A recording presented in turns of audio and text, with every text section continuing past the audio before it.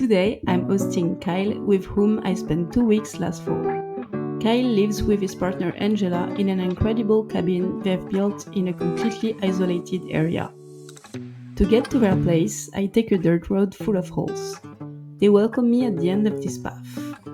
We walk for 10 minutes through the forest and continue by canoe to the other side of the river where the land is located. On the way, Kyle and Angela explain that they are the only year-round resident of this territory. I ask them, "What about those cottages over there?" Kyle jokingly replies, "They're for summer rental. We tell people they are polar bears so they don't wander off into the forest."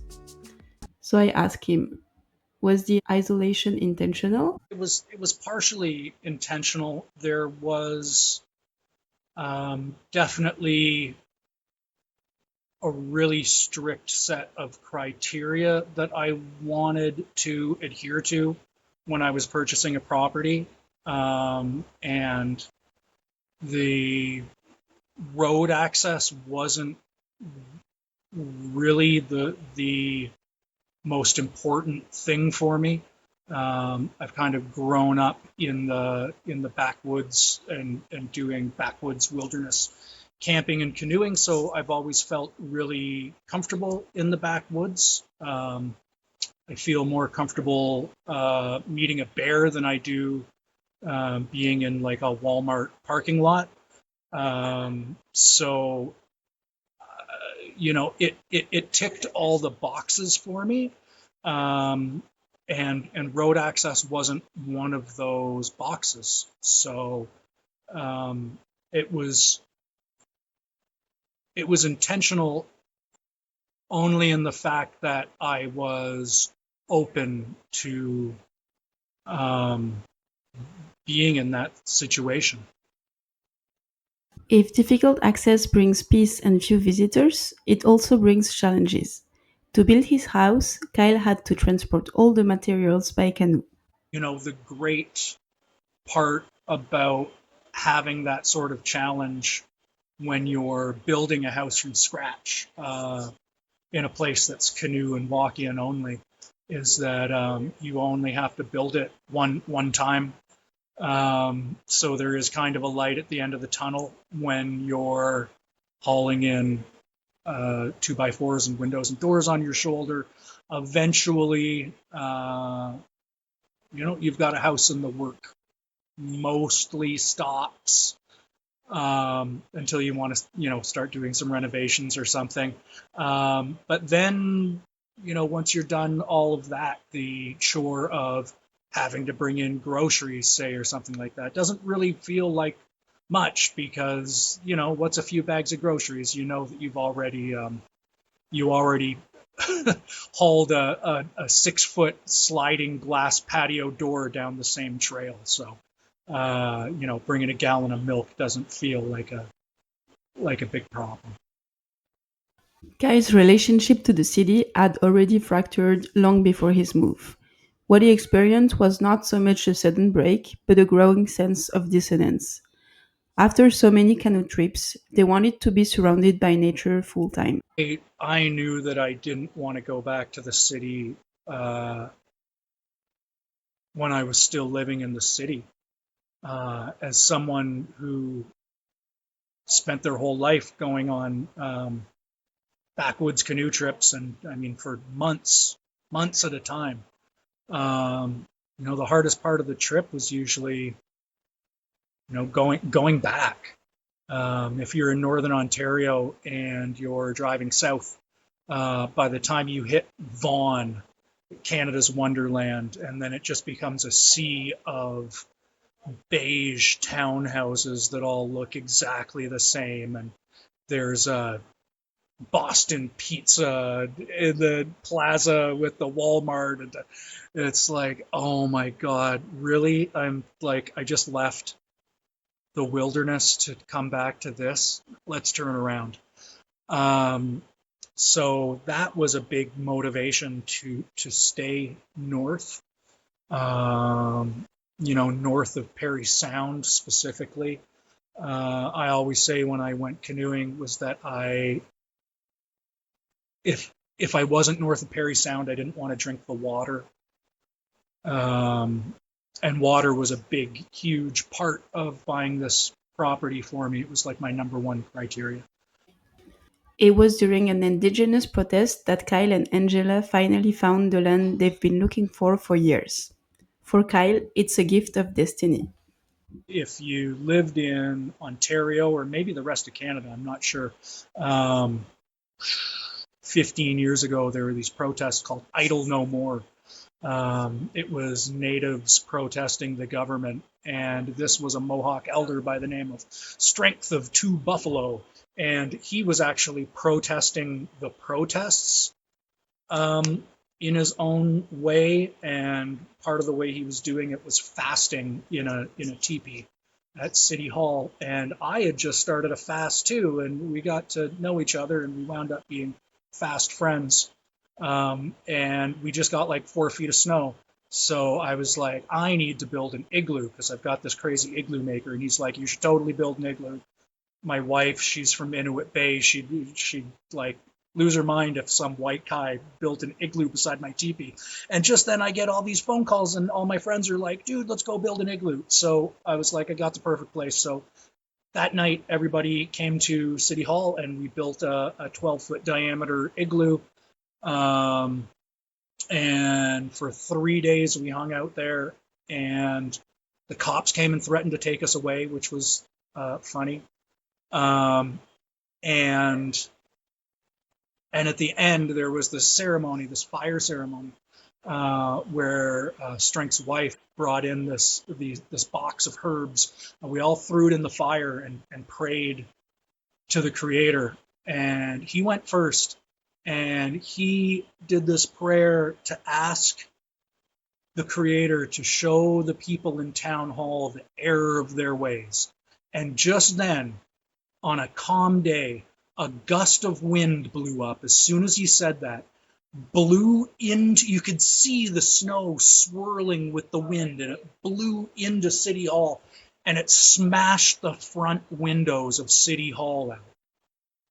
And like my eyes just be like wider than frying pans, and the little hairs on the back of my neck stood up, and I was like, oh man, magic is real. I need to ask for something good. So it came around to me, and I was like, I've been looking for property for 5 years. Can I just finally find something so I can move on with my life? And then that day, I went home and found this property and called the real estate agent, and he said that someone else had just put a bid in on it, and but they had conditions that wouldn't be met. So wait until Friday at 5 o'clock, and then we'll put in your offer, and then you'll get this property. And I went, oh, okay. And then Friday at 4:30, the real estate agent called us back and said, oh, bad news, the conditions have been met. And I said, it's too bad. And he says, but the same seller, she's got another property that's 50 acres. It's right beside it. And we said, oh, I've seen it, but it's way too expensive for us. It's way out of our price range. He said, well, they haven't got an offer on it yet, and she's really motivated. So she'd be willing to drop the price down to, and then he said the exact amount of money that was in our bank account. And we were like, okay, shut up and take my money. So it was at that moment that we bought the property sight unseen in the middle of the winter. No way to even see what it looked like. We had satellite imagery of it, but anyone who uses satellite imagery for backwoods knows that lakes in northern Canada, sometimes the imagery is like 5 to 7 years old, and sometimes beaver dams blow out. Sometimes they're just marshes, and the photos were taken in the spring. You can go to places and there's lakes where there were no lakes, and where there was lakes now there's only a bog or something. So you kind of cross your fingers when you're relying on satellite imagery. But we went there in May for the first time to see the thing that we bought with our entire life savings, and it wound up being the most gorgeous lake ever, and it's like 140 feet deep, spring fed, old growth forest, and it's just absolutely gorgeous. It's like we won the lottery. So I'm not exactly sure what religion that was that I joined that day, but I've been praying to the Creator ever since because let me tell you, that's some powerful magic. Many people might describe Kyle's life as a form of freedom or privilege, but the term privilege is complicated here, as life in the woods needs a lot of work and a lot of sacrifices. It's interesting to note that while many are adepts of voluntary simplicity, their daily lives are far from simple. By choosing autonomy, they are forced to completely rethink their daily lives. Finding, chopping, and storing wood for heating, digging ice to pump water, filtering that water, finding ways to dispose or reuse waste, producing food, and so on. Autonomy comes in exchange for constant effort. It's always a privilege to, I guess, lead a life that you want to. The word privilege gets thrown around so much. Um, it's a whole lot of hard work, is really what it is. I mean, I spent um, the only reason I'm there is because I spent months and years in my life living out of a canoe and boiling water to drink at night and catching fish and making shelters out of trees and stuff like that in the middle of nowhere, to even get a sense of what led me there. And then by the time I did get there, I mean, it was more of felling land with an axe and living out of a tent for months. For the first few years we were there, we didn't have electricity, we didn't have refrigeration, we didn't have running water. Um, we're miles from the nearest road. Canoes are main source of transportation. So, I mean, most people don't see that as a privileged life, right? Most people see that as regressive and abandoning the modern conveniences that they hold dear and kind of uh, the conveniences that they think their happiness is tethered to, and and I think it's quite the opposite. I think that only by letting go of everything can you understand what truly makes you happy. So I see privilege as excessive wealth or luck or things being handed to you, and a lifestyle like this is it's kind of the opposite of that. You've got to scratch and claw and be entirely responsible for your own survival.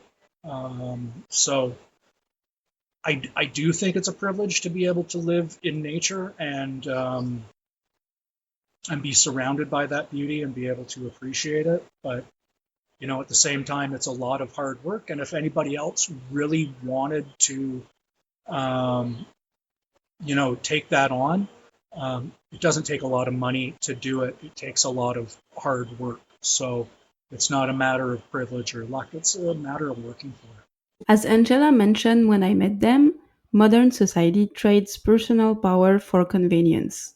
For example, it's more convenient to buy a house where everything is already made for you: electricity, water, heat. But at the same time, you don't have any personal power over those systems. If they break, you don't have any control over the situation. What we see here is a renegotiation of value. Convenience is exchanged for autonomy. People, everybody, if I had a nickel for everyone that said, "Oh, you're living my dream," I go, "Well, what are you doing to work towards that dream?" I mean, it's a nice romantic idea, and I understand why people think that. Um, people see Instagram accounts of van life, but nobody ever, um, the Instagram accounts don't picture them shitting in a bucket. So it's like, how is the sausage made? Um, so if people really want to work towards a goal of living a more self-sufficient life or living more remotely or embracing that romantic idea of living in nature, I tell people the first step is to go camping and, not out of your car with your giant tent and your, inflatable air pump thing or whatever. Like, go hell and gone. Go weeks away from your car and, be in the mosquitoes and the bears and listen to the wolves at night and boil your own water, um, and make your own shelter, because at least when you get back, your little tiny apartment is going to feel like a palace, and the hot running water coming out of your tap is going to really feel like that, amazing luxury that it is. It'll make you appreciate what you have. And then maybe if you've gone weeks and you're happy being in nature, then it will make you realize what you don't need to be happy. Kyle evokes what might seem a paradox. Geographic isolation, instead of isolating people, actually enables them to reconnect more with themselves. When this isolation is chosen intentionally, many people I've met have expressed a sense of reconnection through contact with nature. Being alone in the absence of human presence opens up other forms of connection, especially spiritual ones. Anytime that I find myself out in nature and, I've lived a life where I've purposefully gone out into the middle of nowhere, you can look at a map and you can say, how far away from civilization can I go before I'm starting to approach civilization again? You can look at a map and actually plot the geographical center of nowhere, and I've always kind of sought that out. How far away from people can I be? Um, and it's not necessarily about avoiding people, but it's about immersing yourself in a place that's untouched. What does just the world look like without people? It tends to be, much more beautiful, as far as I'm concerned. I'll take a forest over downtown Toronto any day. Um, and so what happens when you get there? You start to get into the rhythms of you become an animal.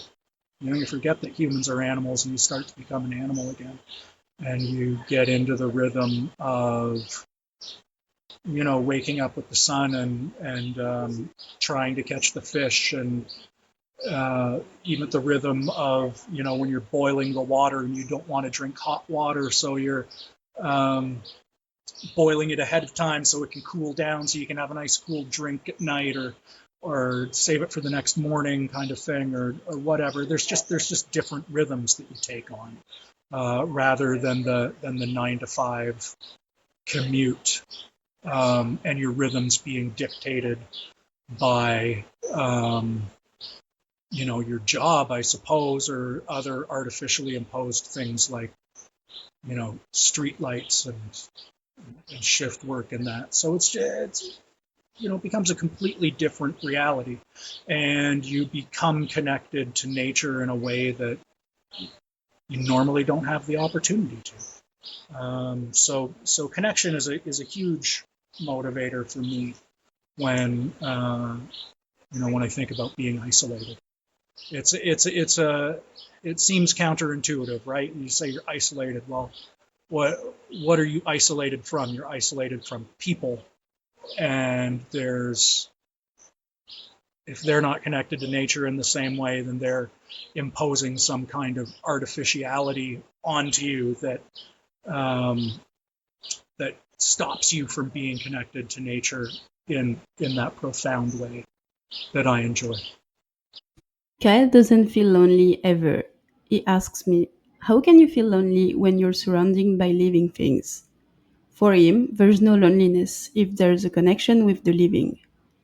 Contrasting urban solitude, cold, disconnected, full of concrete, with forest solitude, organic, living, enveloping, he points out he doesn't feel alone in nature. the the the city the city is dead. Um, like it's just lifeless glass and concrete. Um, and I talked about the connection with nature, and just getting into the rhythm of nature and becoming connected to even the water cycles. Um, people in the city, you'll say, you can go a month, you can go through a drought, and then people will complain that it's raining. And it'll be like, my God, we need this. Like, we need this rain, right? Like, but people don't see it. People see their grass wilting, maybe if they're not allowed to water it because of watering restrictions. But people go from the box that they live in to their smaller box they drive to work in, to go to the big box that they do work in, to drive their little box back to and they're not even outside to experience the drought, but they know they don't like the rain because it gets them wet in between the one box and the other. Oh, it's like all of life depends on this. How are you so disconnected from even the water table? That would always blow my mind when I was in the city. People complaining about rain. Um, so something even as simple as being connected to the water table and being able to enjoy the need for rain, and then seeing that um, flood the rivers, and maybe that creates a waterfall that oxidizes the water underneath it, and brings small animals, organisms down there that fish feed off of. All of a sudden, it always comes back to fishing for me. All of a sudden now you can go under that waterfall and you can catch fish, and um, you can eat and maybe have a nice little treat of some fresh fish or something. But just being connected in that way is so much more profound to me than, like, what's the connection in the city is like Facebook or Instagram or something. It's this kind of toxic mimic of a connection. And it's no surprise that when you take a survey, and this is something that you can look up, everyone can look this one up, that people in the city, the larger the city, the more lonely people feel. Um, Even though there's somebody right on the other side of the wall, right? But most people don't even know their neighbors, so there's no connection there. If I'm drawn to hermit lifestyles, it's also because I feel that from their homes they have a special position. They contemplate society from a detached, observant position. For philosopher Olivier Rémaud, it is indeed escape or voluntary solitude that facilitates this sideways step, enabling us to return to this world enlightened and clear sighted. I then ask Kyle how is his society evolving? I think for sure it gets exponentially crazier, like exponentially. Um, Things, especially in the city, I mean, I kind of saw the trajectory of the way things were headed, and I thought, well, it's already crazy enough for me 15 years ago to just go, okay, I'm just going to completely drop out of society and build a house in the forest. And I think that it's gotten to that place for a lot more people now, where they go, like, I'm ready to, get me off this ride, right? Um, and it used to be year to year you'd see the changes, and then month to month, and it's like, but I mean, every every single one of us at this point in time will knows that we can just wake up tomorrow to the craziest shit that we couldn't even possibly imagine, right? Like shit that we couldn't imagine. Well, and that'll be the headline tomorrow. And it's just, and then I mean, that might be the headline in the morning, and then by noon there'll be some other headline that'll be like, so it's like you see things like, woo, it's like, it's exponential. Things are nuts. Things are nuts by the week and by the day, and it'll be by the hour soon. I don't know what it is, but I think we're approaching the singularity of chaos where like all the unimaginable headlines and things that could possibly happen are, going to start happening moment to moment. Like, I didn't think that the people that wanted the government to like mandate electric vehicles would be setting them on fire, this week. It was like, whoa, wait a second. How did that one happen? Like the other person I've met, Kyle is connected to the internet via Starlink. The disconnection is not total and absolute. These people choose what they want to disconnect from. I point out to Kyle this contradiction between the ideal of simplicity and this digital connection. Yet, the use of these technologies is not generally seen as a contradiction as long as it's used in the right way. For sure. And I know where you're going with this, right? Like, you can't be off grid. You're talking to me right now on your internet. Um, so yeah, right. We've got a satellite connection, and I use the internet to communicate with people, and to do business. For the first 10 years, we didn't satellite internet wasn't even available. It's just been for the last 3 years that we've been able to connect to it. And I love it. I'm able to broadcast my lifestyle to more people, and I'm able to solve problems quicker.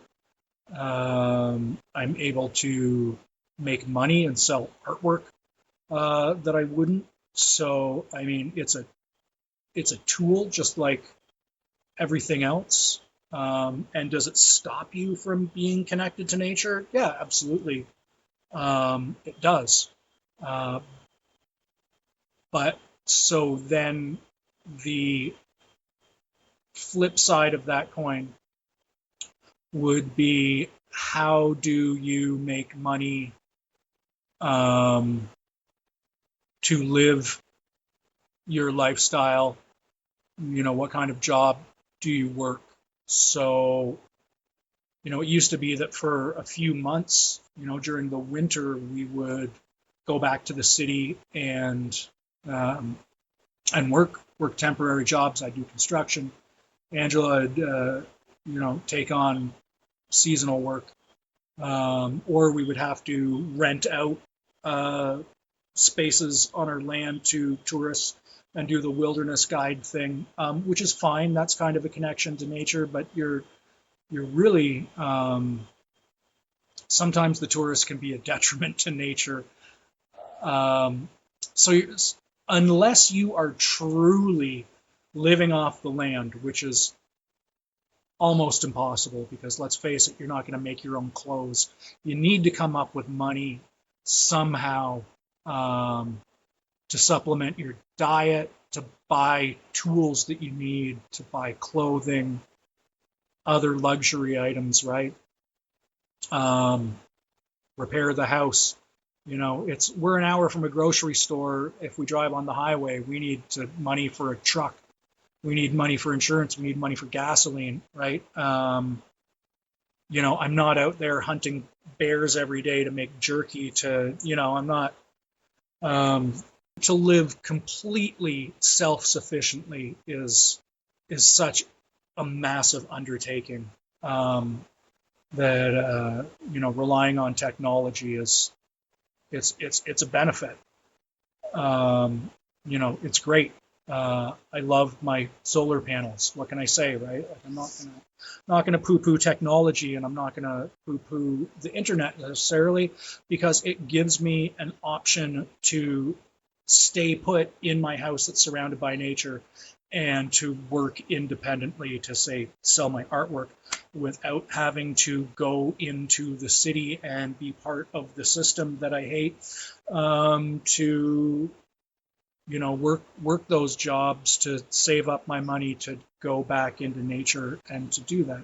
So it's a double-edged sword, and the internet is just like anything else. It's a tool, right? You can use a fountain pen to write the greatest novel ever written, or to solve an equation that's going to help progress humanity to the stars, or you can use a fountain pen to stab someone in the eye and kill them. And the internet, you can watch cat videos all day, or you can figure out how to filter water through sand by using beneficial bacteria that's found in the soil. So it's a double-edged sword. You can use it to destroy your life, or you can use it to advance your agenda of living harmoniously with nature, as contradictory as that seems. So, Kyle, any last words? Life's short. Get out of the office, get out of your box, get into nature. Um, Go find bears and jaguars and poisonous snakes. They're probably not going to kill you. Um, Pick the blueberries, pick the grapefruits, drink the water from the river, maybe boil it first. But connect with humanity and connect with nature in a way that you're discouraged from doing, because these things that are presented to you as scary are just a way to keep you at your cubicle.